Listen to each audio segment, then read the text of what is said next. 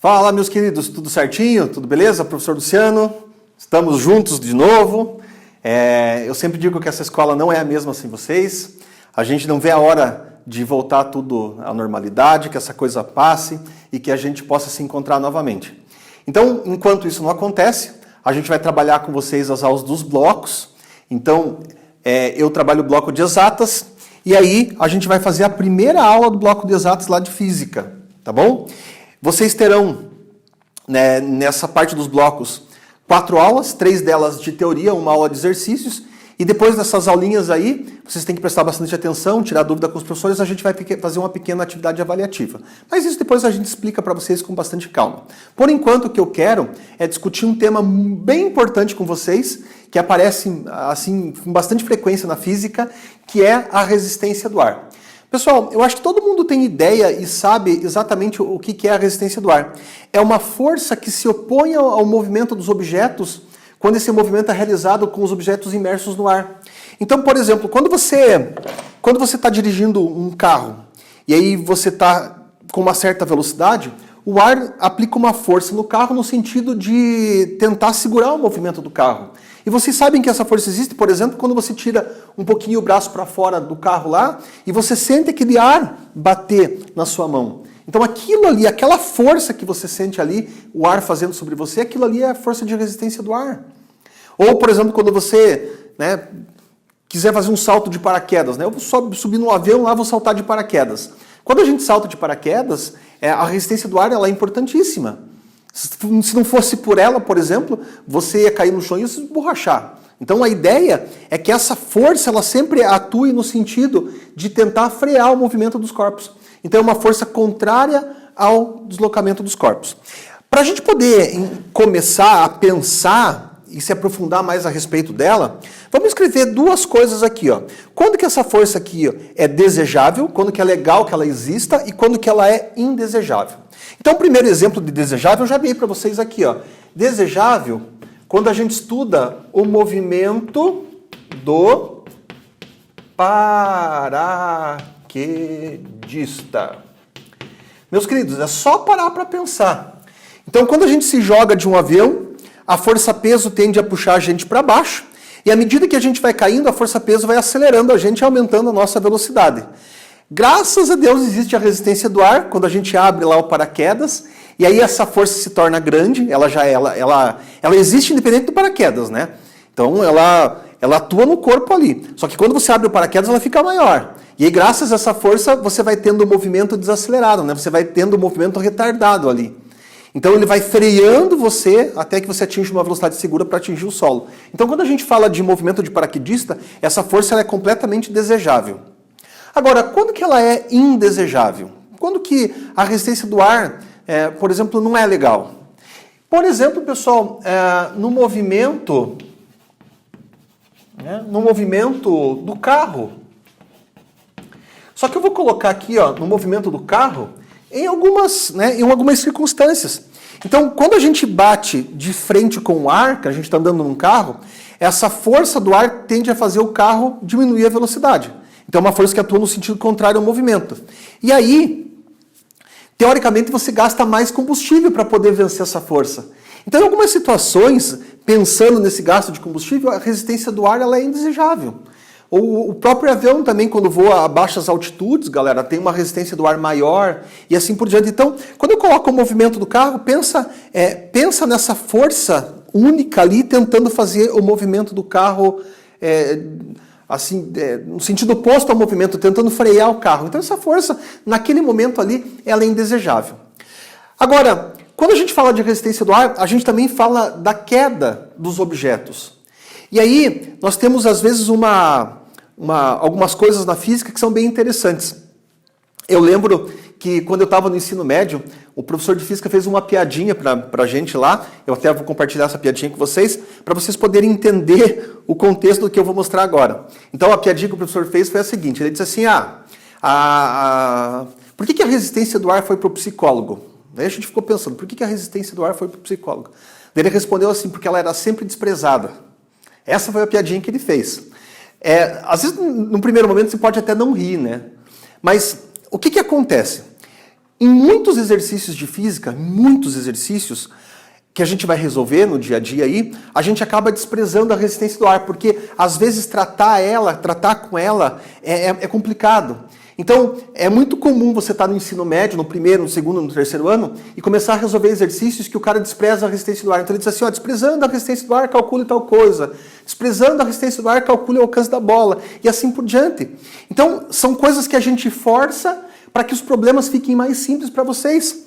Mas, numa situação prática, a gente não pode desprezar a resistência do ar. Então você vai lançar um foguete lá para o espaço, precisa fazer cálculo do consumo de combustível. Você não pode desprezar a resistência do ar. Você tem um avião lá, o avião vai fazer uma determinada viagem, você não pode desprezar a resistência do ar. O paraquedista, o próprio movimento do paraquedista, você não pode desprezar. Então, em algumas situações a gente consegue tratar com ela muito bem, aqui no ensino médio.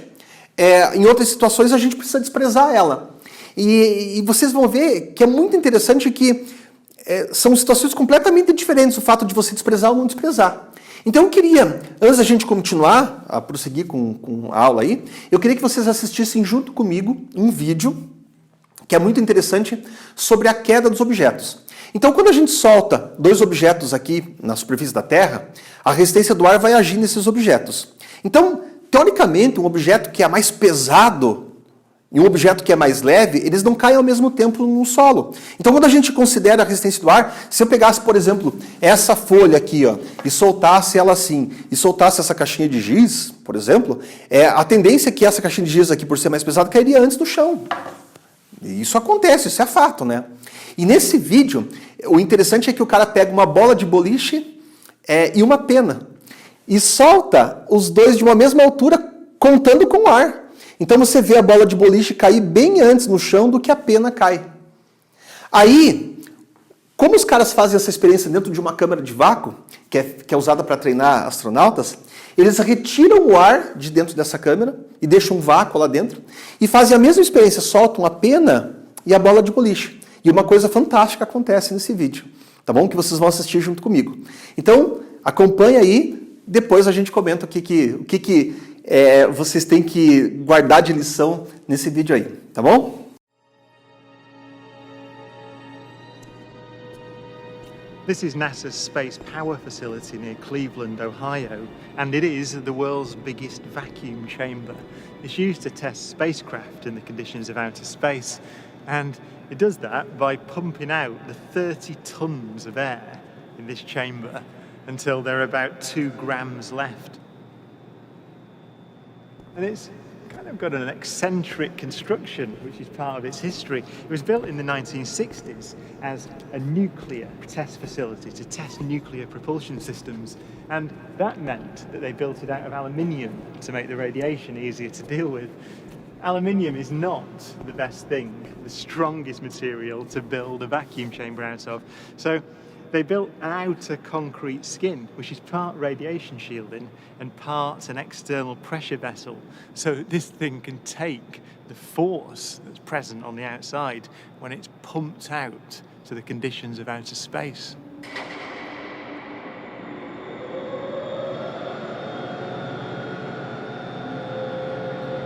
Galileo's experiment was simple. He took a heavy object and a light one and dropped them at the same time to see which fell fastest.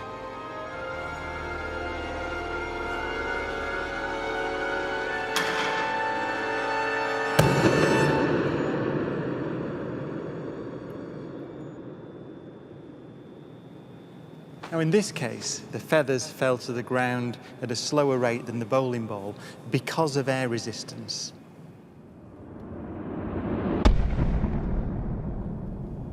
So, in order to see the true nature of gravity, we have to remove the air.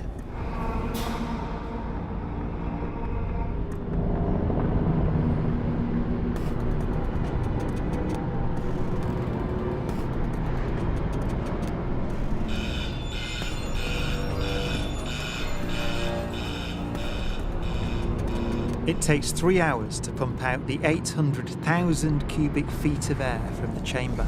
Okay, we dropped 2 millitorr in the last 30 minutes. But once it's complete, there's a near perfect vacuum inside. 6104 manual, 10% open. Station 1. go for drop.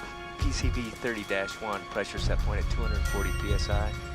We are go for drop.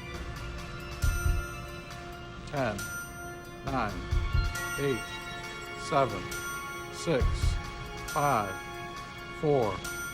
Cameras on. 2, 1. Release.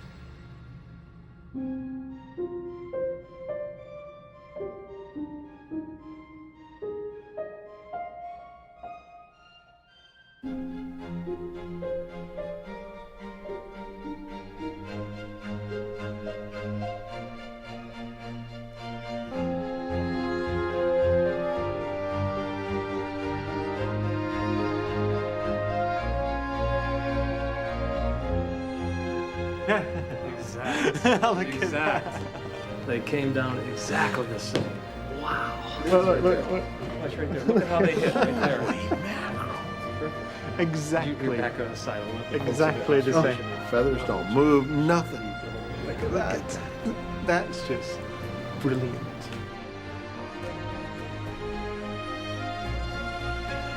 Isaac Newton would say that the ball and the feather fall because there's a force pulling them down, gravity. But Einstein imagined the scene very differently. The happiest thought of his life was this. The reason the bowling ball and the feather fall together is because they're not falling. They're standing still. There is no force acting on them at all.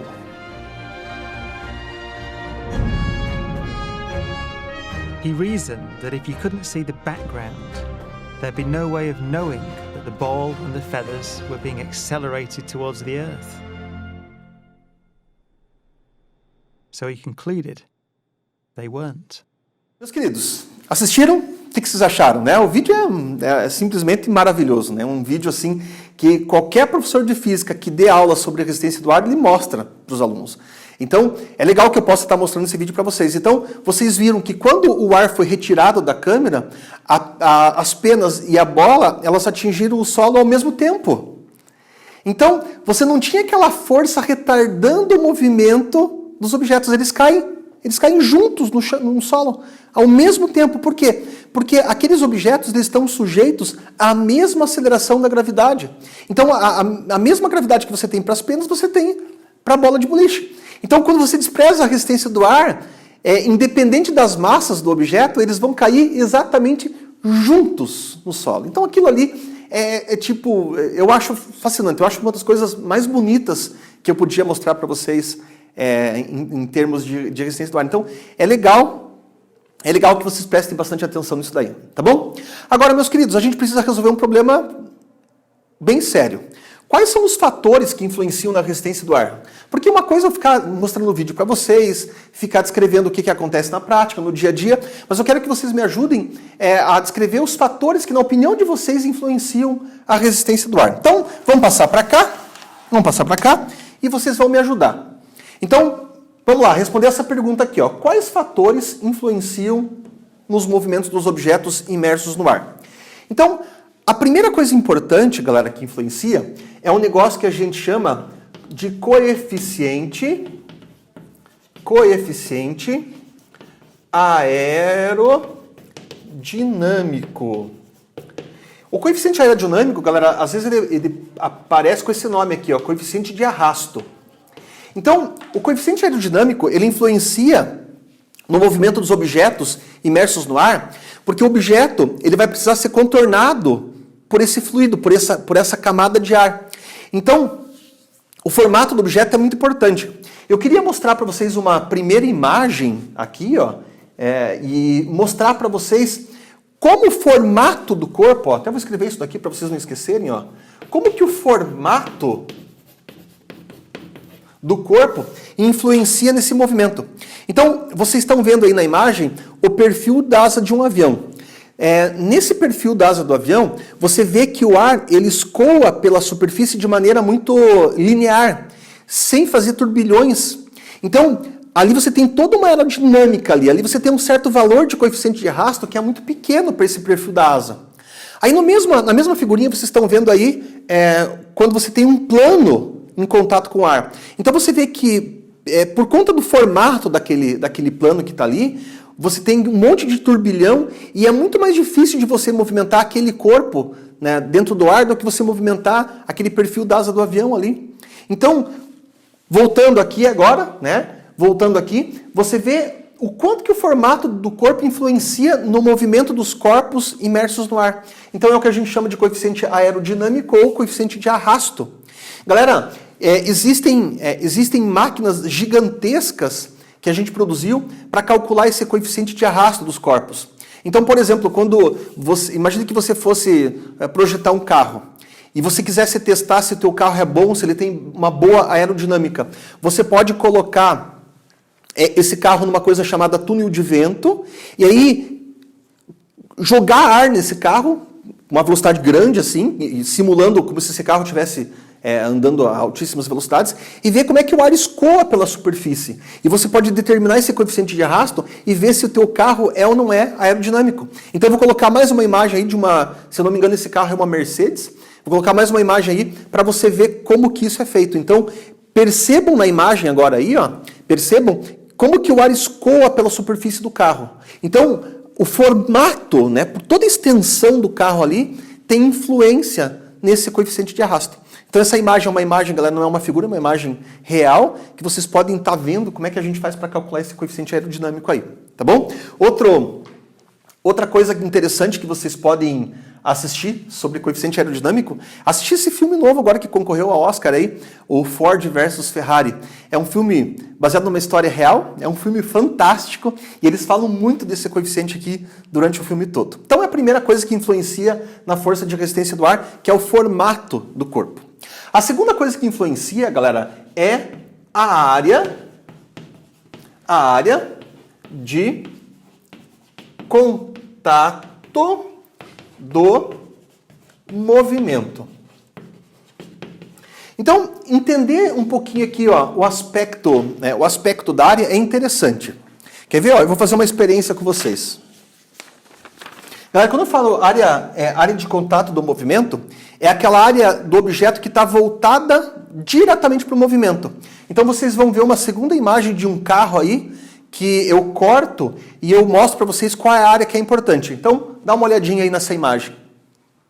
Tá bom? E aí, para provar para vocês que a área é importante, eu posso fazer uma experiência aqui, extremamente simples. A gente podia pegar 2 folhas de papel, eu amassar uma delas, a outra deixar assim, e soltar isso aqui, de uma mesma altura. Olha lá, soltar de uma mesma altura. É uma coisa muito fácil de você perceber que a área voltada para o movimento também tem influência na resistência do ar. Vocês não podem esperar, por exemplo, que uma Kombi seja tão boa nesse aspecto, por exemplo, quanto uma Ferrari. Aquela Kombi quadradona que bate de frente com o vento. Aquilo é bem complicado. Bom, o formato, a área voltada para o movimento. Qual é a próxima coisa que influencia na resistência do ar? Essa vocês sabem, galera. A velocidade. Isso daqui é extremamente importante. Eu até vou puxar uma flechinha aqui, e vou escrever Enem, tá bom? Como o Enem gosta de cobrar esse aspecto de vocês nas provas. Galera, a velocidade ela influencia no movimento dos corpos imersos no ar, influencia. E veja por quê. Imagine que você está dentro do teu carro, né? Dentro do teu carro, o teu pai está dirigindo, e o teu pai está passando aqui na frente da escola, tem que diminuir a velocidade, né, pela lei, então ele está a 40 km por hora. Aí você resolve tirar um pouquinho a mão para fora do carro. Você vai sentir uma certa força na sua mão. Só que vai ser pequena, galera. Por quê? Porque a velocidade do carro do seu pai lá é pequena. Agora, se você fosse viajar com ele, e seu pai pudesse andar 110 km por hora, por exemplo, com uma velocidade muito maior, se você tirasse a mão para fora do carro, bem pouquinho, né, porque é perigoso, você ia sentir uma força muitíssimo maior. Então você fica até brincando ali para fora, né, com a mão para fora da janela ali. Então, galera, a resistência do ar, ela muda. A força de resistência do ar muda conforme a velocidade do corpo que está se movimentando imerso no ar. Então é importantíssimo esse termo aí, velocidade. E a outra coisa que influencia é a densidade do ar. Galera, a densidade do ar, ela é muito importante. E a densidade, ela é influenciada por fatores como a temperatura do ar e a pressão do ar. Você veja, e às vezes vocês não... Cara, eu não sei, eu sou suspeito para falar porque eu adoro física, né? Mas, veja, vocês tratam com essas coisas no dia a dia.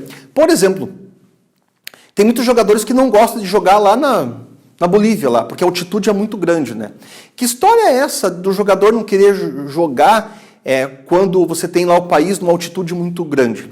O problema, galera, é isso. Se você tem uma altitude grande, a pressão ela é menor, a pressão atmosférica é menor.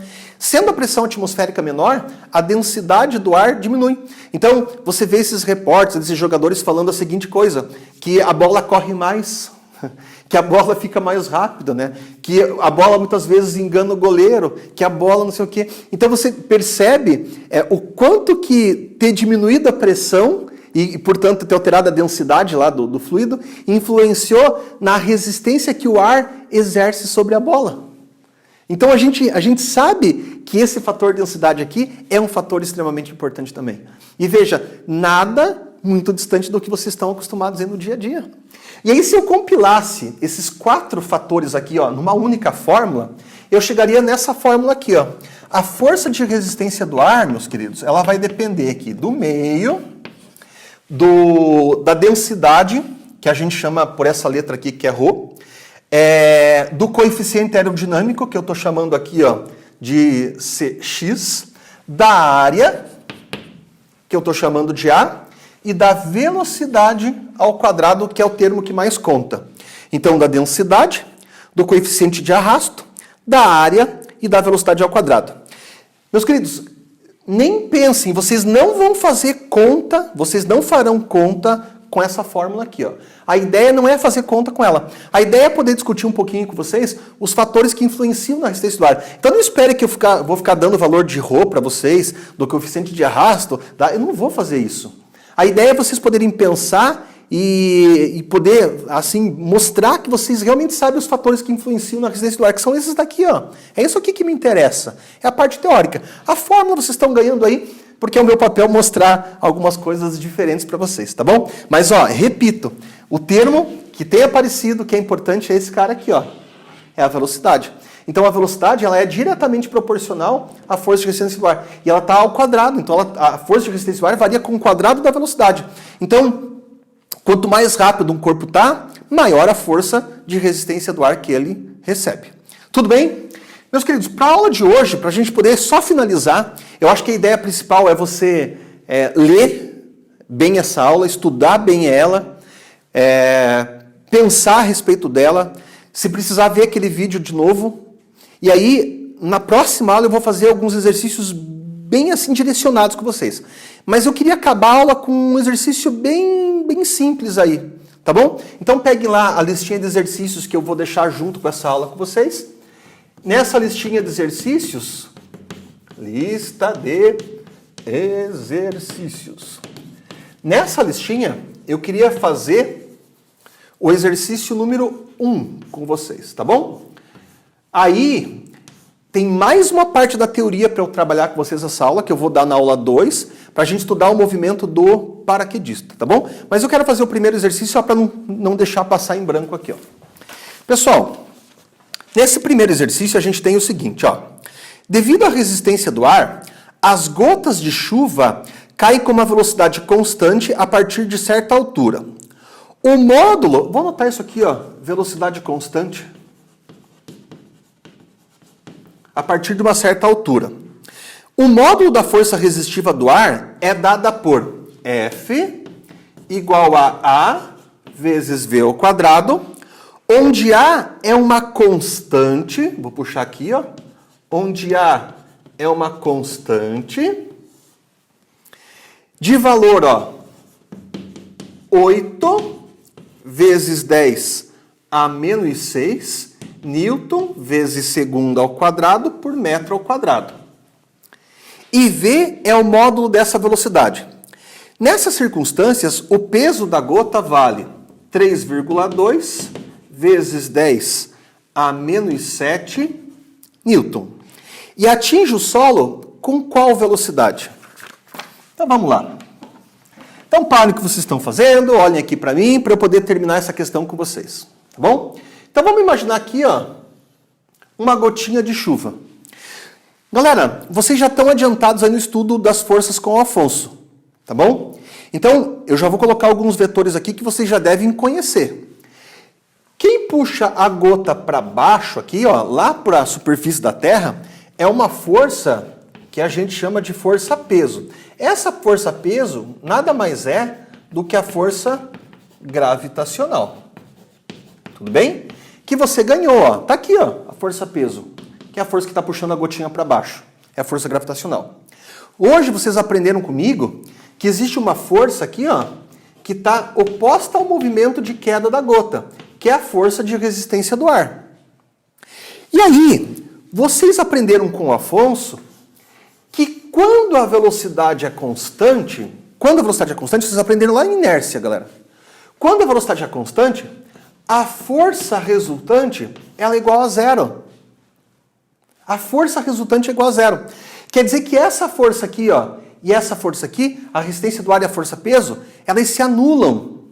Elas se anulam. Então, isso aqui, ó, a força resultante sendo igual a zero, obrigatoriamente tem que acontecer isso daqui, ó.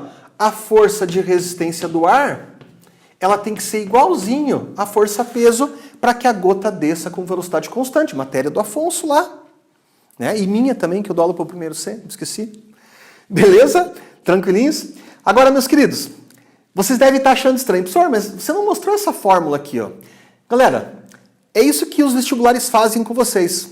Para tentar dar uma simplificada na expressão para a força de resistência do ar, eles criam uma única constante aqui, ó, e chamam às vezes de A, às vezes de K, às vezes de X. Então, dá uma olhadinha aqui comigo de novo, ó. Vem aqui um pouquinho, vem aqui, vem aqui, vem aqui, vem aqui, vem aqui. Sabe o que o exercício fez? Ó, o exercício fez isso, ó. Ele pegou tudo isso aqui, tá vendo? Tudo isso daqui, esse meio, a densidade, o coeficiente de arrasto e a área voltada para o movimento, e tudo isso aqui, ó, ele diz que isso aqui é uma constante e chamou isso aqui, ó, de A. E aí, a tua fórmula, que era muito complicada, virou isso daqui, ó. Vem aqui, vem aqui, vem aqui, vem aqui, vem aqui. Virou isso daqui, ó. F igual a A, V ao quadrado. Então, os caras simplificaram para eu poder explicar isso aqui com mais facilidade para vocês. Mas, meus queridos, praticamente o exercício está pronto, porque se a força de resistência do ar é dada por A vezes V ao quadrado, a força-peso eu tenho. Deixa eu pegar um giz aqui só, que o meu giz branquinho quebrou, tá aqui, ó. Aqui. Agora é só trocar os valores e achar o valor desse V. Então, o que eu vou colocar no A, ó? Eu vou colocar isso aqui, ó. 8 vezes 10 a menos 6. O que eu vou colocar no lugar do V ao quadrado? Ó, esse algo aí no enunciado, galera, tá bom? O que eu vou colocar no lugar do V ao quadrado? Nada. E o que eu vou colocar no lugar da força-peso? Ó, 3,2 vezes 10 a menos 7. Tá bom? Então, o A foi a constante, o V você quer descobrir e o P você ganhou. Agora vocês vão sentar e vão chorar porque vocês estão achando essa conta muito difícil. Acho que não, né? Essa conta aqui é simples. Olha a importância de você ter aprendido a trabalhar com números de notação científica lá no primeiro bimestre. Ó.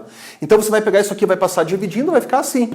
3,2 vezes 10 a menos 7, dividido por 8 vezes 10 a menos 6. Galera, olha aqui, ó. Isso aqui, fácil, né? Fácil. V ao quadrado, então vai ficar 3,2 dividido por 8. Se fosse 32 por 8, era 4. Como é 3,2, isso aqui é 0,4. Divisão de potências de mesma base. Repete a base, subtrai os expoentes. Só que eu fiquei triste que vocês erraram isso aqui na última prova, hein? Fiquei triste, falei para vocês. Porque vocês esquecem do parênteses, ó. Quando você vai subtrair os expoentes, é menos 7 menos 6. Menos 7 menos 6 vai dar menos 7 mais 6. E isso aqui vai me dar menos 1. Galera, tirando a raiz quadrada e deixando esse número em notação científica, isso aqui vai ficar assim, ó. Raiz quadrada de 4 vezes 10 a menos 2. Por que 10 a menos 2? Você corre com a vírgula uma casa para a direita, soma menos 1 no expoente. Aí, tirar essa raiz, muito fácil. Raiz de 4, 2. Raiz de 10 a menos 2 é 10 a menos 1. Por quê? Porque você pega o expoente do 10 e divide pelo índice da raiz. Menos 2 dividido por 2 dá menos 1. E a unidade de velocidade, metros por segundo. Está aí a resposta. Beleza, meus queridos? Então, para a gente começar é isso, né? É uma aula de introdução, uma aula mais para vocês pensarem. Amanhã, na próxima aula, quando a gente estudar o movimento do paraquedista, essas coisas talvez fiquem um pouquinho mais claras para vocês, tá bom? Meus queridos, força aí, estamos juntos nessa. Até a próxima. Tchau, tchau.